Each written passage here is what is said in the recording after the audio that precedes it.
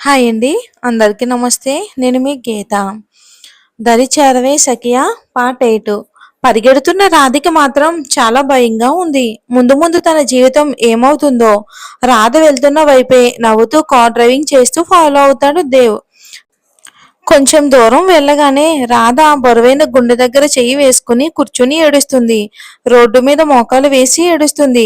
తన ప్రమేయం లేకుండానే తన జీవితంలో ఒక్కొక్కటిగా జరగటం ఆమె మంచితనమే ఆమె బలహీనత, లేదంటే చేతగాని తనమో అర్థం కాక ఏడుస్తుంది. చాలా ఎమోషన్ అవుతుంది.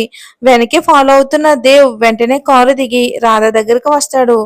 ఏమైంది రాధా, ఎందుకు ఏడుస్తున్నావు? ఏమైంది చెప్పు. ఎందుకో ఆ క్షణం మన రాధకి కోపం, బాధ అన్నీ ఒకేసారి వచ్చేస్తాయి. ఉక్రోషంగా పైకి లేచి ఏమని చెప్పాలి? అందరూ నా ఇష్టాలతో పని లేకుండా నా జీవితంలోకి వచ్చేస్తారు. మీరు కూడా ఇప్పుడు అదే చేస్తారు. ఎందుకు సార్ నాకు రింగి పెట్టారు? మీకు చెప్పాను కదా నాకు దూరంగా ఉండమని. ఎందుకు ఇలా చేస్తారు? మీకు మీరే వచ్చి ముద్దు పెట్టేసుకుని రింగ్ పెట్టేశారు. అసలు ఏమనుకుంటున్నారు సార్? ఎందుకు అలా ముక్కు నుంచి చీముడు కారేలా ఏడుస్తావు? అసలు ఇప్పుడు ఏమైంది? అలసిన కన్ను రెప్పలతో మీకు నేను ఏడుస్తుంటే జోక్గా ఉందా? చూడండి సార్, నా అమాయకత్వాన్ని ఆసరాగా తీసుకుంటే మాత్రం అస్సలు నేను ఊరుకునే ప్రసక్తే లేదు. ఉక్రోషంగా పదునుగా వస్తున్న రాధ మాటలు దేవ్ మనసుని బాధపడేలా చేస్తాయి. కానీ ఏమంటాడు? ప్రేమించిన ప్రియసకి కారణంగా ఏమనలేక రెండు చేతులు కట్టుకుని కామ్గా వింటాడు. కానీ మనసులో మాత్రం బాధపడతాడు. నా ఇష్టంతో పని లేకుండా మీ ఇష్టానికే మీరు ఇలా చేయటం అస్సలు నచ్చలేదు సార్. నాకు మీరు దూరంగా ఉండండి, మీకే మంచిది. లేదంటే ఇప్పటి వరకు నా మంచితనమే చూసిన మీరు నాలో ఉన్న మరో కోణాన్ని కూడా చూడవలసి వస్తుందని ఒక కనుబొమ్మ పైకి లేపి కోపంగా చెప్తుంది. ఇక ఒక అడుగు ముందుకు వేసి దేవ్ సిగరెట్ వెలిగించుకుని ఒక దమ్ములాగి ఉఫ్ అంటూ ఊదుతాడు దేవ్. రాధకి కోపం ఇంకా పీక్స్ కి వెళ్తుంది. ముక్కు పుటాలు రెండు కందిపోయేలా చేస్తుంది.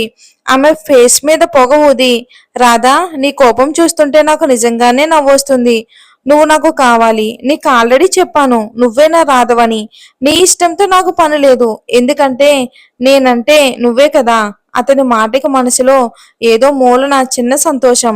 నేనంటే నువ్వు అనగానే మీరేమైనా అనుకోండి, కానీ మీరు చేసింది మాత్రం నాకేమీ నచ్చలేదు అంటూ అతను నోట్లో ఉన్న సిగరెట్ విసిరేసి ఎదురుగా వస్తున్న ఆటో ఎక్కి కోపంగా దేవుని చూస్తూ వెళ్ళిపోయింది రాధ. ఇక ఫస్ట్ టైం రాధ కోపం చూసిన దేవికి చాలా నవ్వొస్తుంది. ఇప్పటి వరకు తనతో అలా మాట్లాడిన వాళ్ళు ఎవరూ లేరు, అంత కోపంగా దబాయిస్తూ. కానీ ఫస్ట్ టైం రాధ అలా మాట్లాడడం, దానికి తోడు రాధ దగ్గర తను తనలా ఉండటం దేవికి చాలా సంతోషంగా అనిపించిన రాధ కోపంగా మాట్లాడిన మాటలు, అంటే మీరు నాకు దూరంగా ఉండండి అని అంది కదా, ఆ మాటకి మాత్రం బాధేస్తుంది. ఇక దేవ్ ఏమీ చేయలేక మౌనంగా కారులో కూర్చుంటాడు. ఇక ఇదంతా కారులో కూర్చుని చూసిన అభినయ్ షాక్ అవుతాడు. దేవ్, నువ్వేనా ఇలా చేస్తున్నావు? తన ముందు సిగరెట్ కాల్చి ఇలా ఉన్నావేంట్రా? నిజంగా నీకు అంత నచ్చిందా? అందుకే కదా తనకి నిశ్చితార్థం అయినా కూడా వదలలేకపోతున్నాను. బెడ్ మీద పడుకున్న వాళ్ళ అమ్మకి నుదుటున బొట్టు పెట్టి కాసేపు అలానే కూర్చుంది. దేవ్తో అంతా డేర్గా మాట్లాడటం తలుచుకోగానే భయం వేసింది. నేను బానే మాట్లాడ్డాను కదా? లేదు, బానే మాట్లాడ్డాను. లేదంటే నా ఇష్టంతో పని లేకుండా అందరూ నన్ను సాధించే వాళ్ళే అని అనుకుంటూ ఆరాధ్య ఆలోచిస్తూ వాళ్ళ అమ్మను చూసి ఆఫీస్కి వెళ్ళిపోయింది. ఏమైందే?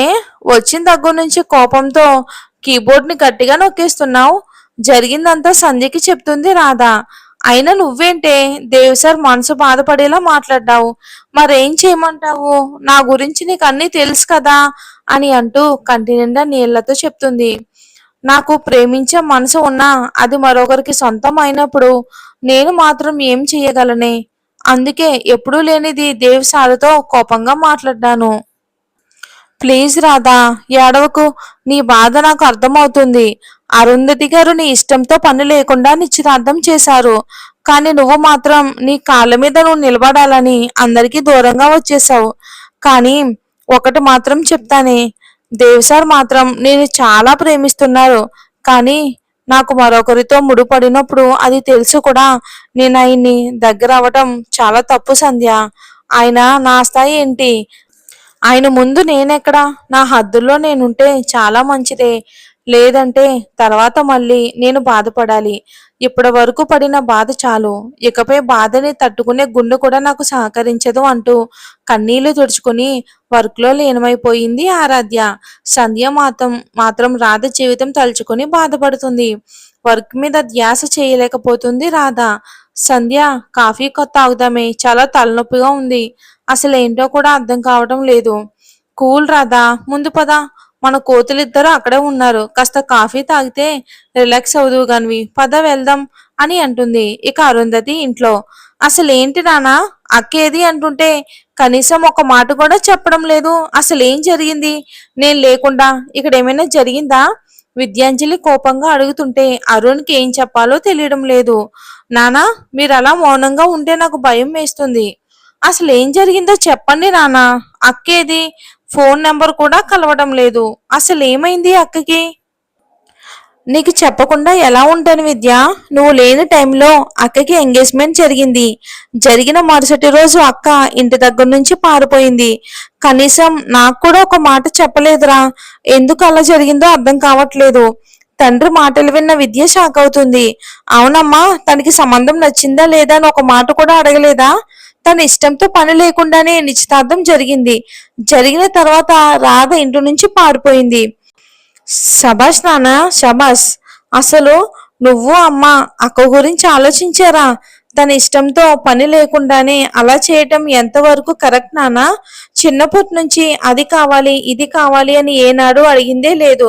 పెళ్లి విషయం కూడా తను అడగకుండా ఇలా చేయటం నిజంగా నాకు కోపం వస్తుంది నాన్న. మీ అమ్మకి చాలా నచ్చ చెప్పాలని చూశానమ్మా.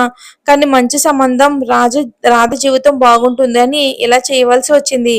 అర్థమయ్యింది. అమ్మ మిమ్మల్ని నోరు ముయించేలా చేసింది. అక్క ఎక్కడున్నా నేనే తీసుకుని ఇంటికి వస్తాను. తను ఎక్కడుందో సంధ్యని అడిగితే చెప్తుంది. కానీ దాని నెంబర్ కూడా కలవటం లేదు. నేనే రేపు హైదరాబాద్ వెళ్తాను. తను ఎక్కడ ఉందో తెలుసుకుని వస్తాను నాన్న. హైదరాబాద్ అంతా జల్లెడ పెట్టి చెప్పమ్మా అక్కకి, నాన్న నువ్వు లేకుండా ఉండలేకపోతున్నాడు అని. తండ్రి ఎంత బాధపడుతున్నాడో అర్థమవుతుంది విద్యకి.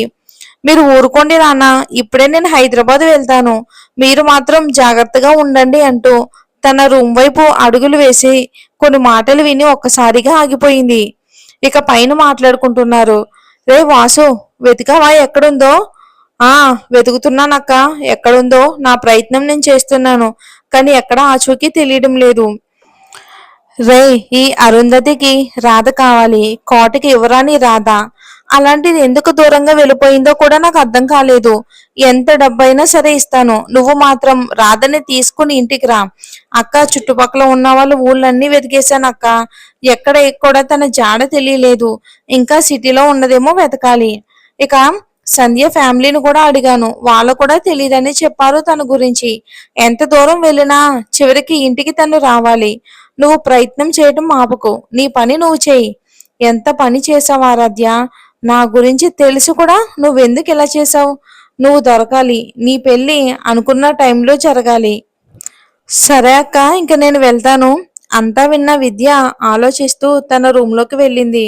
అమ్మ కూడా అక్క కోసం బాధపడుతుందా? అనవసరంగా తప్పుగా అనుకున్నాను. ఎక్కడున్నావు అక్క? నీ గురించి అందరూ బాధపడుతున్నారు. నువ్వెలా ఉన్నావు? విద్య, భోజనం చేద్దాం పదా. ఇప్పటికే ఆలస్యం అయ్యింది. అమ్మా, ఆకలిగా లేదు. మీరు తినండి. నేను ఇప్పుడే హైదరాబాద్ వెళ్తున్నాను. అలానే మీరు కంగారు పడకండి. అక్క ఎక్కడున్నా తీసుకుని వచ్చే బాధ్యత నాది అంటూ బట్టలు సర్దుకుంది. పిచ్చి విద్య, గదిలో మాట్లాడుకున్న మాటలు విన్నావా? నా గురించి ఇంకా ఎవరికి పూర్తిగా తెలియదు కదా అని అనుకుంటూ ముందు తినేసి వెళ్ళమ్మా అంటూ కూతురుపై ప్రేమ కురిపించింది. ఏమైందే, భోజనం చెయ్యవా? పార్టీ కూడా వద్దా అనేసి చెప్పేశావు అని అన్నారు ఇక ఆరాధ్య ఫ్రెండ్స్. మరి ఏం జరుగుతుందో చూద్దాం.